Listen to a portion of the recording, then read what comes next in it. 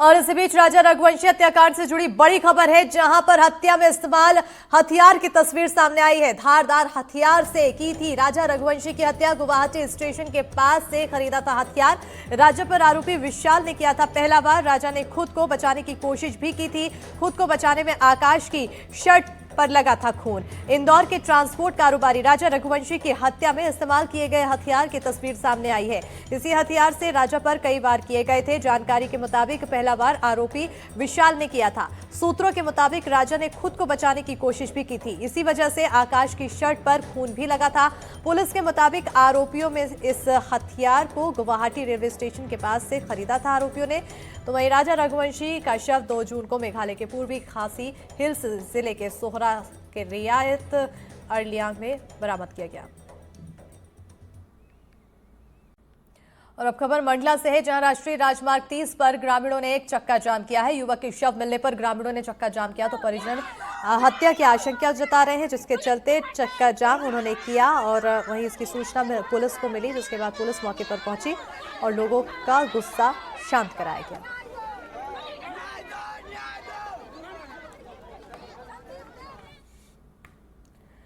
उधर मुरैना से खबर है, जहां बाइक को डंपर ने टक्कर मारी तो बेटे की मौत हो गई। पिता की हालत गंभीर बताई जा रही है। सबलगढ़ थाने के पोस्ट ऑफिस के सामने यह हादसा हुआ है। डंपर ड्राइवर मौके से फरार हो गया है। तलाश जारी है। आक्रोशित परिजनों ने चक्का जाम किया है।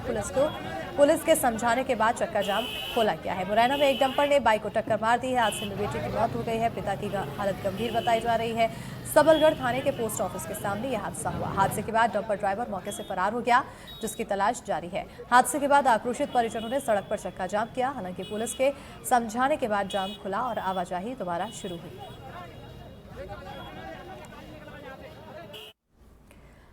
नीमच में 22 साल के एक युवक की जहर खाने से मौत हो गई और युवक को इलाज के लिए जिला अस्पताल में भर्ती कराया गया था, जहां उसकी इलाज के दौरान मौत हुई।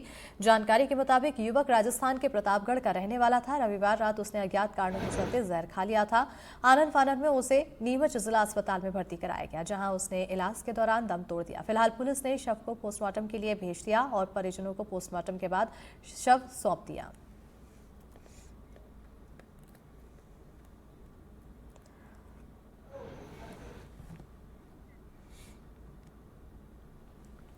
धमतरी जिले के रुद्री थाना इलाके में एक महिला प्रोफेसर ने खुदकुशी कर ली। प्रोफेसर का शव कमरे में फंदे से लटका मिला।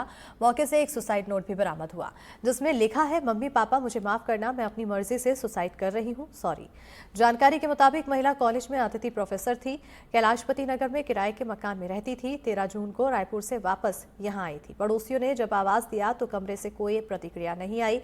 आशंका होने पर पड़ोसियों ने पुलिस को सूचना दी। तो फिलहाल महिला प्रोफेसर का शव पोस्टमार्टम के लिए भेजा गया है। आगे की कार्रवाई की जा रही है। थाना रुद्री के अंतर्गत एक किराए के मकान में एक महिला प्रोफेसर रहती थी, जो कि कल रात में फांसी लगा ली थी, जिस पर हमने मर्ग कायम किया। आगे विवेचना की जा रही है। उनके पिताजी तहसीलदार हैं, वो संविदा में यहाँ पे प्रोफेसर अभी कारण स्पष्ट नहीं हो पा रहा है, विवेचना की जा रही है। गुना में पुलिस ने मोटरसाइकिल चोर गिरोह का पर्दाफाश किया है। पुलिस ने चोरी की 10 बाइकें बरामद की और 2 आरोपियों को गिरफ्तार किया। पुलिस ने आरोपियों के पास से 60 लीटर कच्ची शराब भी बरामद की है। मधुसूदनगढ़ का मामला बताया जा रहा है।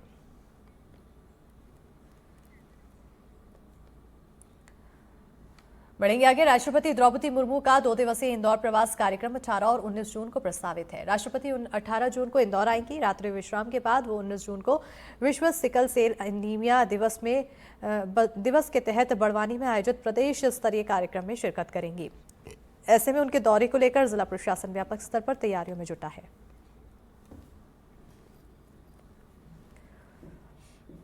जबलपुर के जवाहरलाल नेहरू कृषि विश्वविद्यालय में इस साल छात्रों की रुचि में गिरावट के चलते 1005 में से 200 सीटें खाली रह गई हैं। मात्र 800 छात्रों ने ही प्री एग्रीकल्चर टेस्ट यानी कि पैट पास कर यूनिवर्सिटी में एडमिशन लिया। नागरिक उपभोक्ता मंच के डॉक्टर पीजी नाज पांडे ने इस पर चिंता जताते हुए महामहिम राज्यपाल को पत्र भी लिखा। उन्होंने सीटें खाली रहने की वजह नियमों की अनदेखी बताई। इसी पर देखिए खास रिपोर्ट। पूरी की पूरी राजनीतिक ये हो रहा है। ये केवल किसानों को, उनके बच्चों को नुकसान कर रहा है होने की राजनीति यहाँ पर हो रही है। शैक्षणिक गुणवत्ता खत्म हो रही है, ना क्लासेस है, ना स्टाफ है, ना भूमि है, ना लेबोरेटरी है, फिर भी उनको आप डिग्रियां दे दोगे तो उनका भविष्य क्या होगा? कौन उनको नौकरी देने वाला है? लेकिन उसका भविष्य अंधकार में जाने वाला है। इसीलिए हमने ये लेटर राज्यपाल महोदय को लिखा है। मध्य प्रदेश के जो कृषि छात्र हैं इस समय दोहरी नीति के शिकार हैं। एक तरफ कृषि विश्वविद्यालयों में प्रवेश के लिए उन्हें PAT यानी प्री एग्रीकल्चर टेस्ट देना होता है, वहीं जो निजी महाविद्यालय हैं और विश्वविद्यालय हैं वहाँ पर सीधे 12th के बाद प्रवेश दे दिया जाता है। लेकिन बहुत से ऐसे महाविद्यालय हैं, बहुत से ऐसे विश्वविद्यालय है जहाँ पर ना तो इंफ्रास्ट्रक्चर है, ना ज़मीन है और ना पूरी तरह से वो कृषि की शिक्षा देने के लिए तैयार है, पर लगातार प्रवेश दे रहे हैं। छात्र भी 12th के बाद ऐसी जगहों पर प्रवेश ले लेते हैं।